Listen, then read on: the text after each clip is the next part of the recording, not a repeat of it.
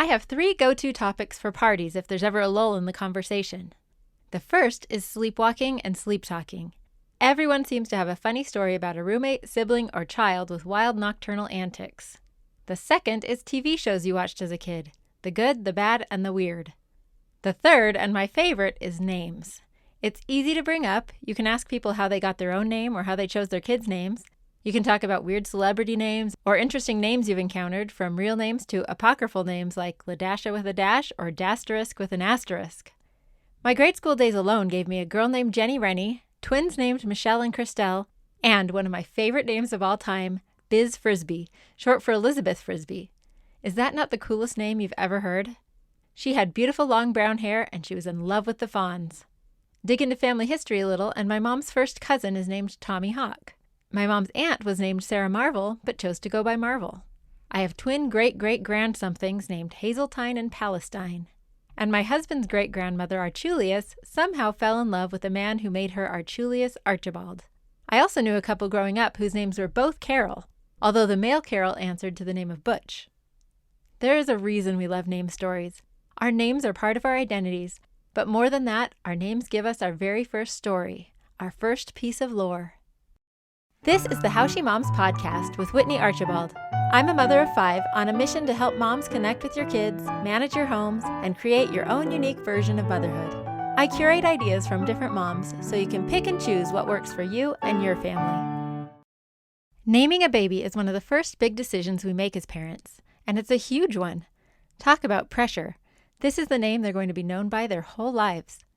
Before you know anything about this kid, you have to come up with a name that you like, that your spouse likes, that's not too popular and not too weird. It can't rhyme with anything that will initiate cruel nicknames.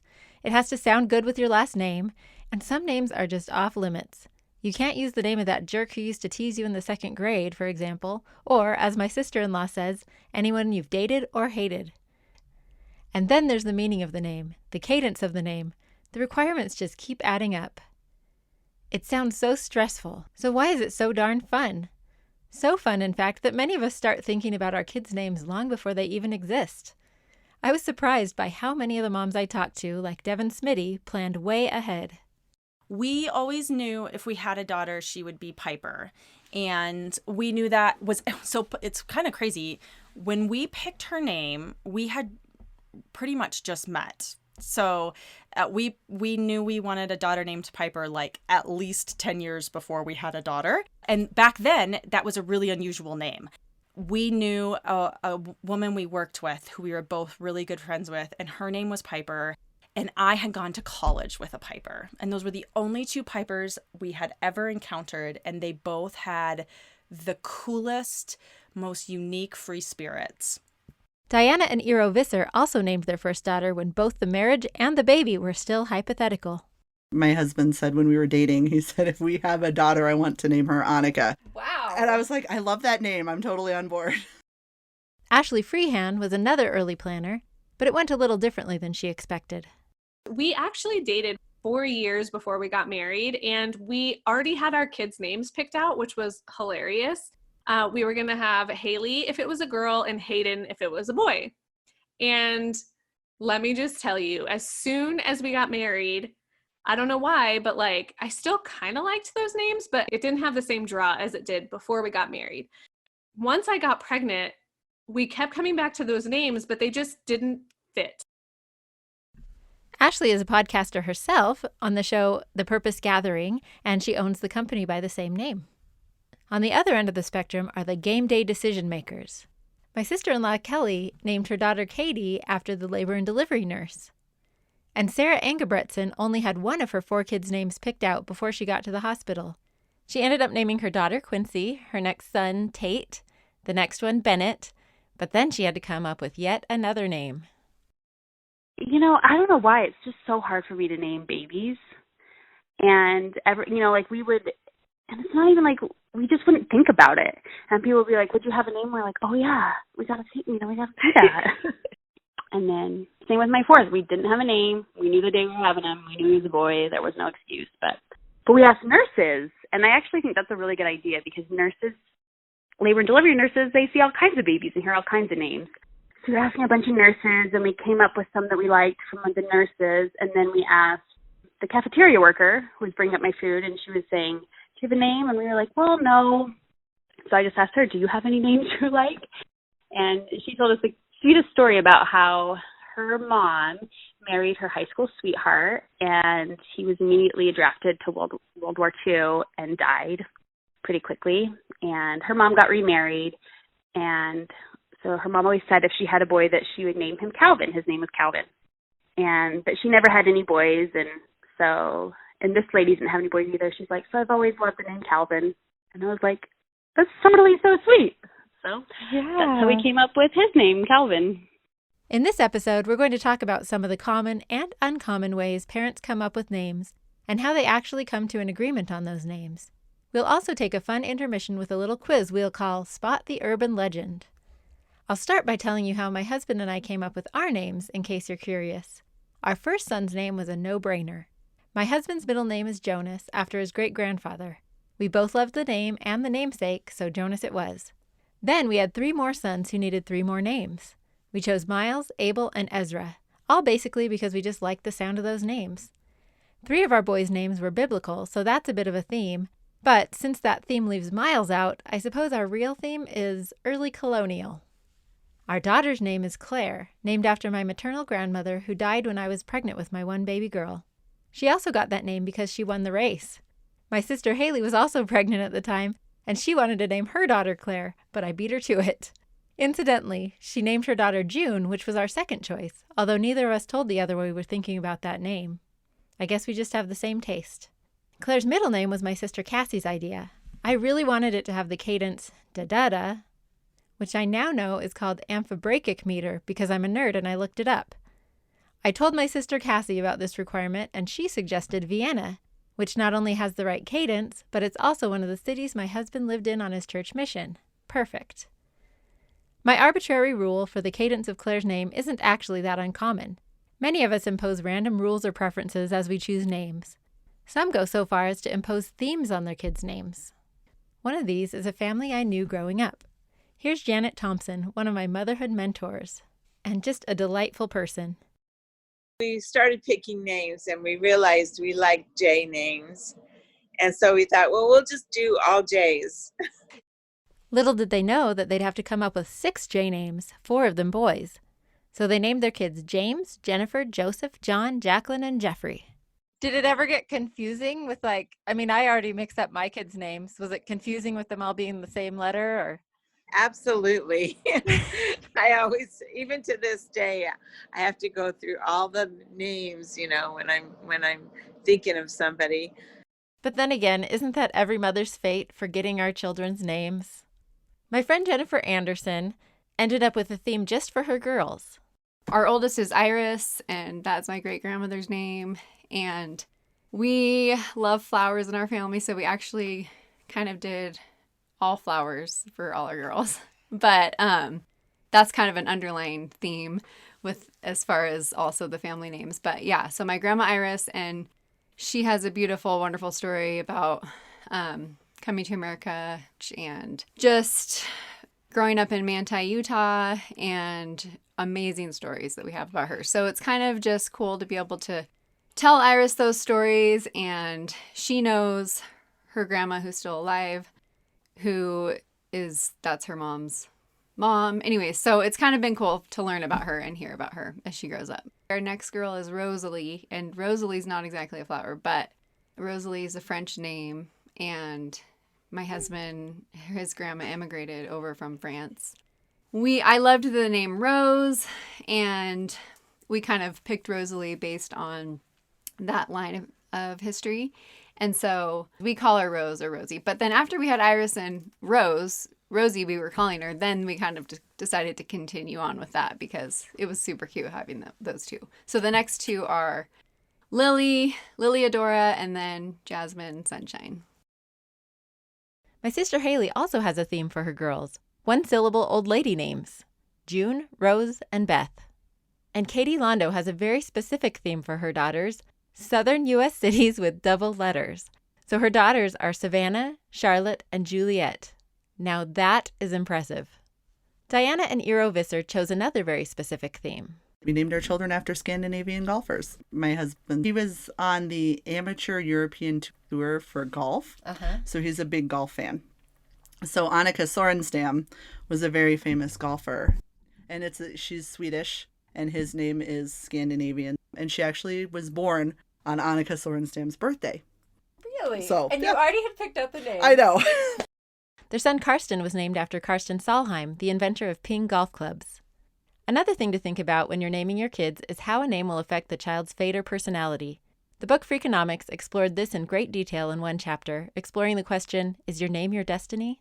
They did provide some evidence that your name can affect your performance in school and your career opportunities, but other studies have also proven otherwise, so I would say the answer to this question is pretty inconclusive, despite some outlying extreme name choices. It's a fascinating chapter to read, though. And I'll tell you what, in my own limited experience, there's at least one profession where the names really seem to fit the job, and that's the rodeo circuit. I love looking at the names in a rodeo program. One such perusal yielded the names Wyatt, Stetson, Bubba, Dustin, Hardy, Colt, Pace, Dakota, Bridger, Hunter, Cody, and Tate. How are those for cowboy names? Nancy Davis Coe, the fantastic podcaster behind Midlife Mixtape, and the author of the beautiful book The Thank You Project, definitely had future careers in mind as she chose her second daughter's name. The younger daughter, we were quite confused because we were so sure she was going to be a boy because we already had a girl. So obviously the next thing you get is a boy.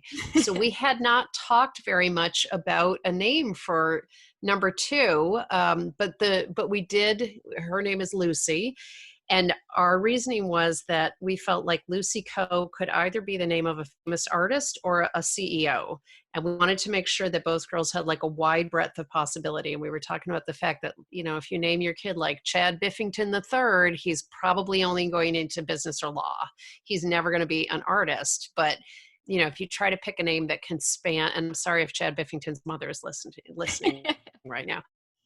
But we just wanted something that was a little bit more flexible. But sadly, unbeknownst to us, because we were not soap opera watchers, there is a character on, I think, General Hospital. There was a character in the 80s named Lucy Coe, C-O-E, different from us. Oh. But that Lucy Coe is a hooker/librarian. And we were saying to our daughter last night, see, it just proves our point. That name can go into almost any profession, including prostitution and librarianship. So it works. When I was a young mom, I tried implementing other people's household systems, and it rarely worked. What I really wanted was for an experienced mom to sit down with me and help me refine what was working and brainstorm some solutions about what wasn't. By trial and error and talking to a lot of other moms, I slowly crafted for myself the systems that met my own priorities and personality. That's why I've developed the How She Moms Workshop series. We're taking one household system at a time and looking at lots of different ways to approach it so you can mix and match a system that fits you. The next one we'll tackle is laundry with live online workshops on February 5th and 9th. Go to howshemoms.com for more details. I'm excited to meet you. Now it's time for everybody's favorite game show, Name the Urban Legend. I put this quiz together when I guest hosted the Our Parents Did What podcast last summer. So the contestants you will hear are Diane Aragona and Jen Tierney, the regular hosts of that show. I'm going to give some of the names, and you guys can tell me if they were real names or false, and I will try my best based on the sources I found to be accurate about this. Excellent. We never there's a lot of stories going around. Yes. Okay. So the first one is the little baby that was named Shatid, which is spelled Shithead. Is this a true name or an urban legend? I have heard this. I'm going to go with urban legend. Jen, what do you say? I mean, I really hope it's an urban legend. That's just terrible.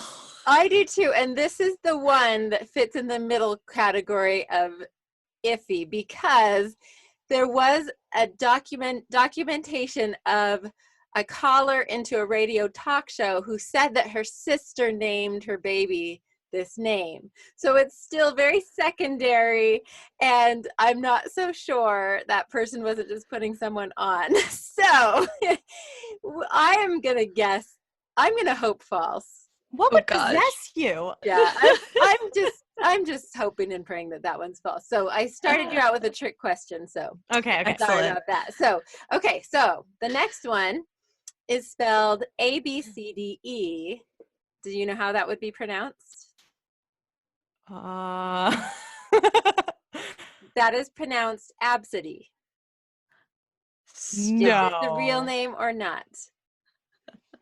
That's like too ridiculous. It's got to be real. What do you say, Jen? I mean, I feel like if Elon Musk is naming his children after like airplanes and computer codes, then like anything is possible. This one is much more logical than that, and at least it kind of sounds like something. Yeah, it's still terrible. Yeah. It sounds a little bit like a mix between abstinence and chastity to me. Yeah, I know. But yes, two absidy. terrible but very real names. And you are right. It is a real name. So 373 girls have been named this as of 2017. That's too many. Yes. Isn't that a crazy high number? Oh my God, it's just Absidy? Wow. Yes. Okay. Whoa. So the next one is those two twins that we know and love, Lemangelo and Orangelo, spelled lemon jello and Orangelo. Yes. Are these real? This is probably the most famous urban legend. What do you say, Jen? I've never heard of this. I've never heard of this. I don't know how I've never heard of this, but I'm so glad that you know now. Oh my goodness. That's nuts. I can't imagine that's real. I can't imagine. I'm okay. I'll go a different way and I'll say I think it's real. Okay, well, there's been a lot of people digging into this, and nobody has found any evidence beyond secondary, like, oh yeah, my son played on a baseball team with them or whatever. There was a man with the last name Lemangelo spelled with a G instead of a J, and so that was his last name, and they think that this urban legend came kind of as a joke around his name, like, oh, well, is his brother Orangelo or whatever. Right. So yeah. they think that that's kind of where it originated, but there's no evidence that there were actually twins named Lemangelo and or whatever, however you pronounce it. Yeah. To their well, children. thank goodness. Yes. Okay, so the next one is spelled Psalmsiv. Psalms 4 is Pisumsiv, but also Psalms 4. So the legend goes that a mother was flipping through the Bible to find a name for her child and saw Psalms 4 and thought it was Pisumsiv. Real or not?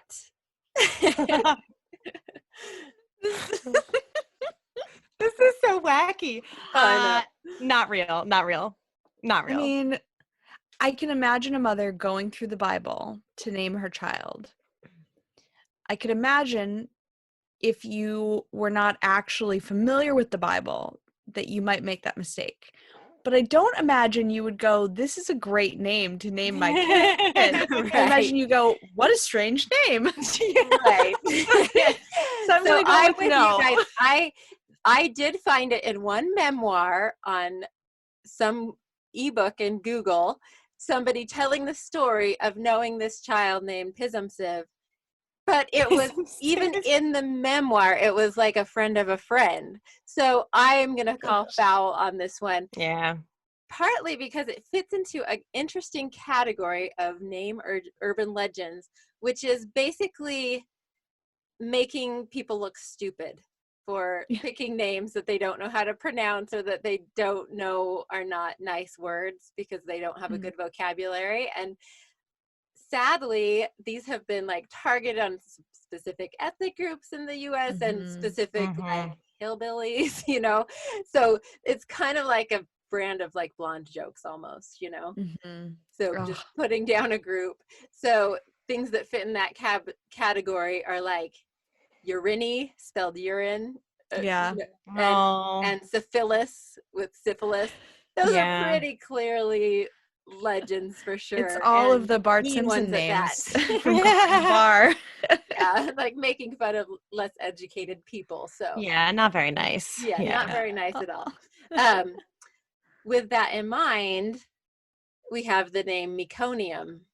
Is this a legend or not?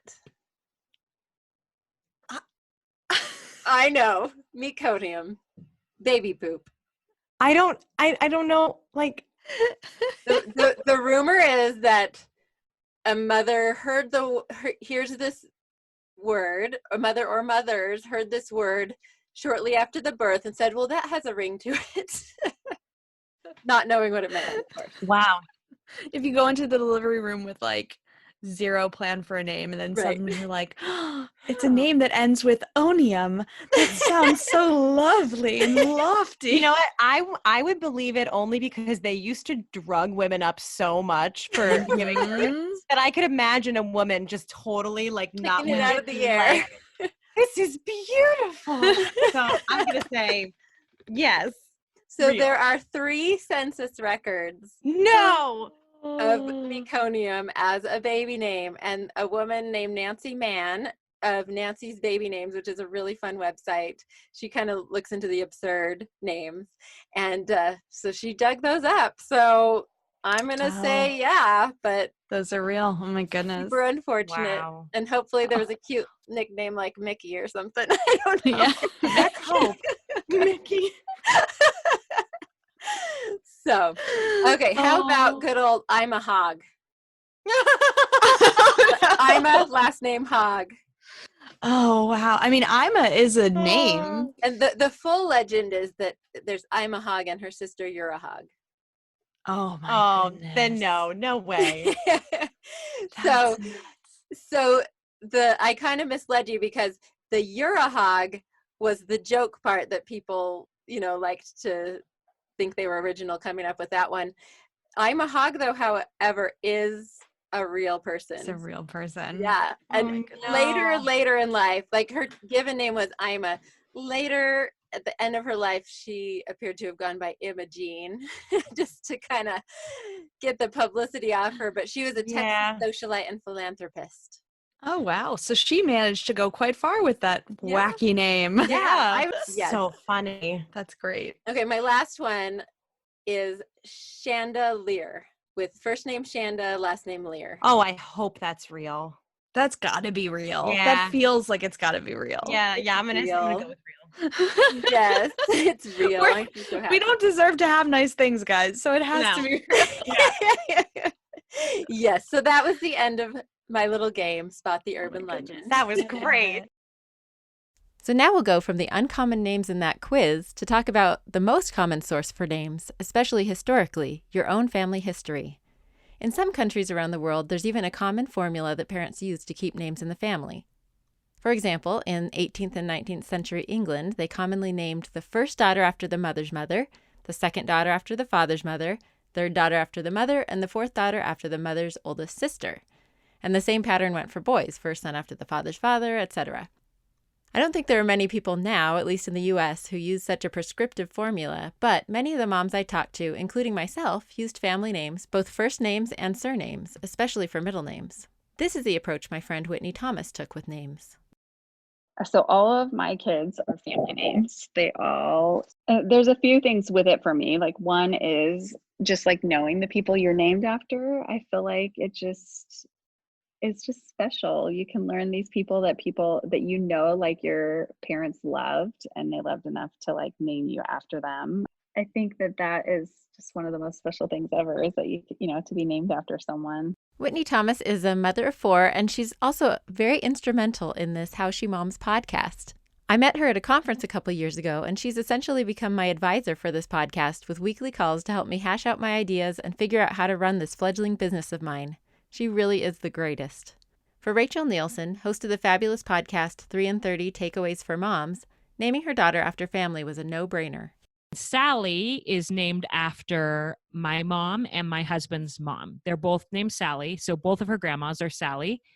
And so that was kind of a given that she would be our little Sally. And my mom passed away when I was a teenager. And so I think I always had wanted to do something to memorialize my mom. And then when my husband's mom was named Sally too, I was just like, well, duh, like this is happening, And then her middle name is Grace. And we chose that because she was conceived with IVF, and we just really felt like it was like she's our miracle. She's our little piece of grace that came into our lives. And so she's Sally Grace. I love this aspect of family names, the connection between generations and the stories you can tell about their namesakes. Family isn't the only source for naming kids after people you admire, of course. Rebecca Brown Wright, who writes at RebeccaBrownWright.com and Instagrams at Pause and Connect, named all of her children after people she admires. Here she is, talking about how she chose her oldest daughter's name. My name's Rebecca, and there's a Rebecca in the Bible, and I loved reading her story, and then I loved thinking about some of her really strong traits and wondering if I had them and if I could develop them.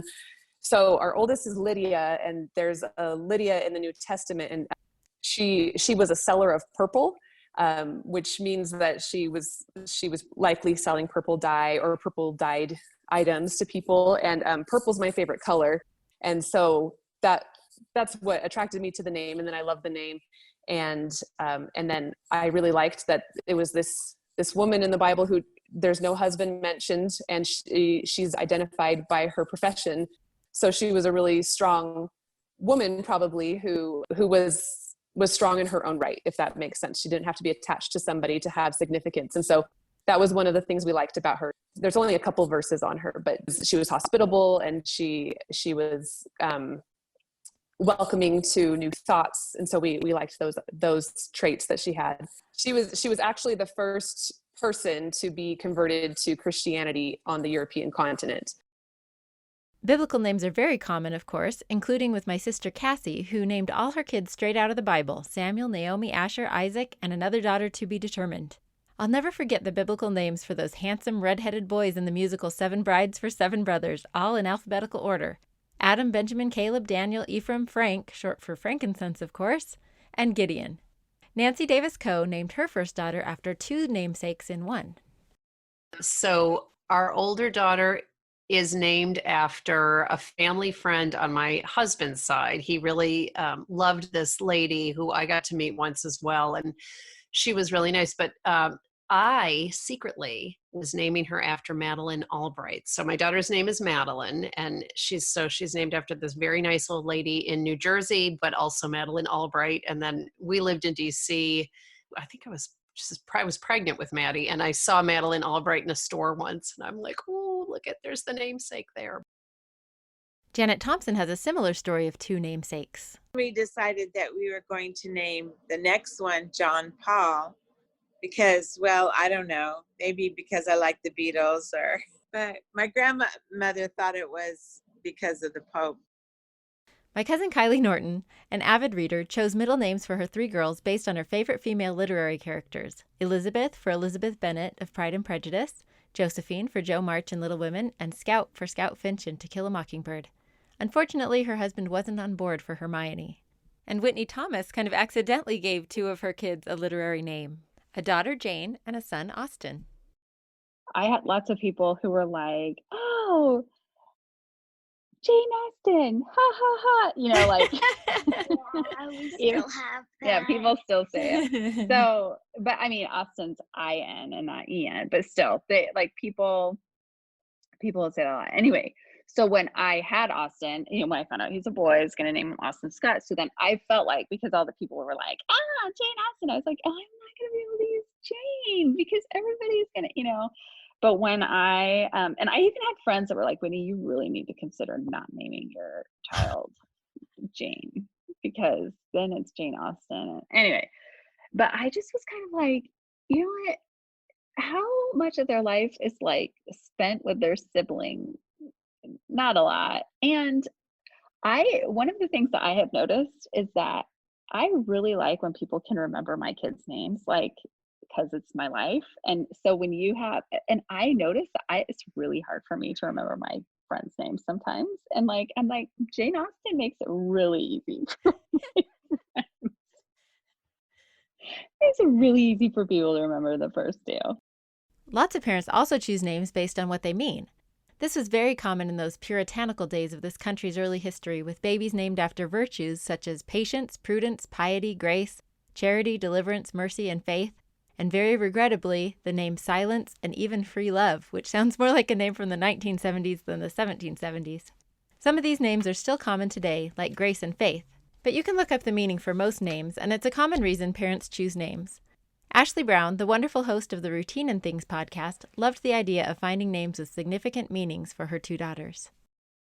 First of all, for both of my kids, they did not have names until after they were born, but I had a few picked out. Let me say that. I had a few picked out, but I didn't decide until after they were born. And what we did was, I knew I wanted my first daughter to have an A like my name, Ashley. And so I was like, okay, let me go to research. But what we ended up doing is my husband's aunt, she's older. She has this African names book, and she sent it to us. She lives in Florida. She sent it to us.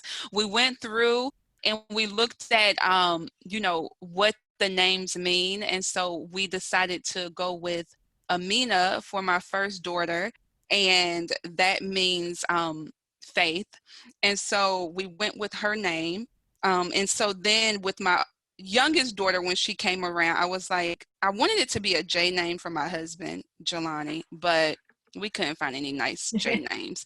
And so what we ended up doing was going with Amara, which means grace. Oh. And so, which was so really beautiful for that time, and that was purposeful too, because that was when I was in that phase of being a stay-at-home mom in that season of life, and I was like, I'm naming her this because I had to give myself so much grace. I want for her to give herself grace and those around her, and so that's why we named her Amara. So that's my daughter's names, Amina and Amara. Melissa Christensen created her own meaning for the name she ended up choosing for her son. When she was 8 weeks pregnant, she felt like calling the baby it seemed so impersonal, so she started calling him my love, which she soon started shortening to Milo. When she found out he was in fact a boy at 20 weeks, the name stuck. Of course, even though Melissa kind of created that name out of two different words, it's also a real name. Not so for many of the celebrity names we love to talk about, like Jermaine Jackson's son, Your Majesty, Beyonce and Jay-Z's kids, Blue Ivy, Rumi, and Sir, Gwyneth Paltrow's Apple, Frank Zappa's Dweezil, Moon Unit, and Diva Thin Muffin. And of course, we already mentioned Elon Musk's son, XIA12. I'll link to a fun article from USA Today with a whole list of creative celebrity names. One thing those celebrity kids don't have to worry about is figuring out which Emma or Liam you're calling to at the playground. Those two names just happen to be the current most popular names in the US right now. I could do a whole episode about name trends over the years. It's just so fascinating how certain names ebb and flow in popularity and often cycle back. There are several websites you can visit to track the popularity of names over time, including the Social Security Baby Names website, which shows the most popular names by century, led by James, John, and Robert, and Mary, Patricia, and Jennifer. By decade, the 2010s were Noah, Liam, and Jacob, and Emma, Olivia, and Sophia. And you can also look by year. One of my favorite websites to play around with is the Name Voyager at babynamewizard.com. You can search for a name and it will graph its popularity over time since the 1880s. Mine peaked in the early 90s with about 1,400 per million births. It's what Tim Urban, in an article appropriately called How to Name a Baby in the Huffington Post, calls a witch's hat name. It has a sharp spike that tapers off on both sides with a thin brim in the surrounding years. The most drastic witch's hat of all times is the phenomenon of the name Jennifer, which peaked as the number one name in the late 70s and early 80s at about 16,000 per million births, and then tapered way down to the 393rd most popular name in 2019. The peril of having a witch's hat name is summed up nicely in that Huffington Post article I mentioned before. Tim Urban says, "What this means for all the Jennifers of the world is that while they've enjoyed spending most of their life so far with a cute, hip young girl name, they're on their way to having a Your Mom's Friend's name. A Your Mom's Friend's name happens when lots of middle-aged people have a name that no young or old people have. A few decades after that, Jennifer can look forward to having an old lady name, which happens when a name belongs to a lot of old ladies, but no one under 75. My husband has a theory that children with common names like Jennifer and David, his own name, usually tend to gravitate to more uncommon names for their own children, and vice versa. The tricky thing about proving this theory is that it gets more complicated when two parents get together with names of different degrees of trendiness. Perhaps this is one of the reasons it can be so hard for couples to agree on names. I heard this story over and over again. Here's Jacqueline Johnson, one of Janet Thompson's crew of J names. I gave him a spreadsheet of 30 names. I said, circle 5 that you like, and he only circled 3, and Claire was one of them. So finally, he picked Claire, or we picked Claire. Like the 4th day she was alive, she was like nameless. And then her middle name is my mom's maiden name, Mattingly. Oh. So that's what I wanted. I wanted that as a first name, but he was like, no, not a first name. And here's Lynette Shepard, host of the How to Raise Grown-Ups podcast. We made our list and there was like no intersection at all, like not even any similarities. And so it was a little bit harder. In fact, since it was so hard for them to agree, they passed the buck on their 4th child. Okay, so our 4th child is a girl, and we had a 2-year-old daughter at the time that I was pregnant with her. And we had picked out a name, and we told the kids what the name was. And my daughter, she's like, I'm not calling the baby that. I'm calling her Kate. She's baby Kate. And she was really into Arthur at the time, and baby Kate was on Arthur. And so she's like, she's going to be baby Kate. And so she started calling her baby Kate. Like, she wasn't even born yet, but that was her name. And actually, it kind of grew on me, and we ended up naming her Kate. Oh my gosh. That's every kid's dream, to be able to name their siblings, right? Yeah. That's adorable.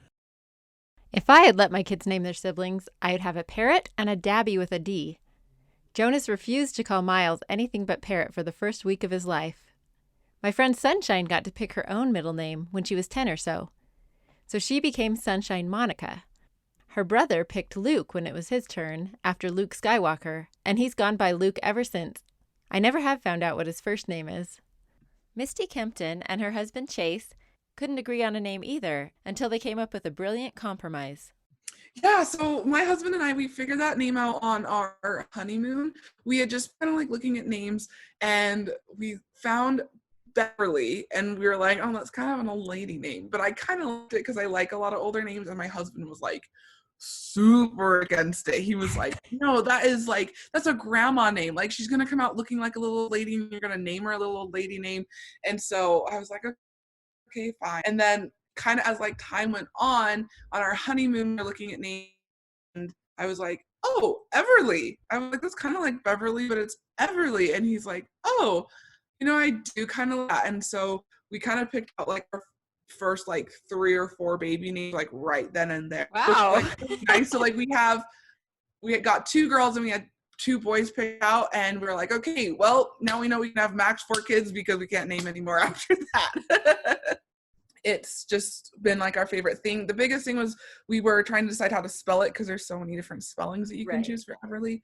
But we went with the Everleigh, and then for a nickname we call her just Evie. And sometimes a couple agrees on the wrong name. Here's Janet Thompson again. So when I gave birth to my 3rd child, I took one look at him, and I was so embarrassed and scared to tell my husband, this is not John. This is Joseph Edward. And so I just kept quiet, and I kept hoping that I could find a way to tell him that I wasn't going to name this one John. So he said, about an hour after John or Joseph was born, I don't think this is John. I think this is Joseph. No way. And I went, and I didn't even have to ask him. And I went, I do too. So we named the 3rd one Joseph, and we kept John Paul for the next boy. And when the next boy came along, he was definitely a John Paul. But my favorite story about agreeing on a name and names bringing us together is this beautiful story I'm going to end with from Rachel Nielsen. So our son Noah is adopted, and we really wanted his birth parents to have, they said, you can name him. They told us that we should name him, but we really wanted them to have a say.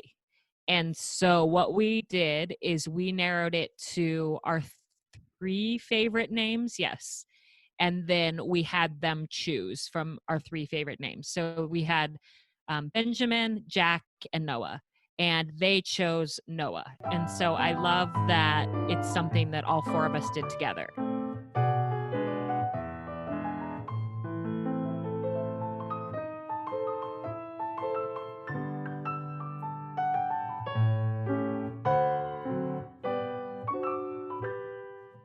Thank you for listening to the How She Moms podcast. If you like it, tell a friend. The bigger the community, the more ideas. There are lots of ways you can add your ideas to the How She Moms community. We have a Facebook group where we share ideas about upcoming topics and help each other solve problems we're facing in motherhood.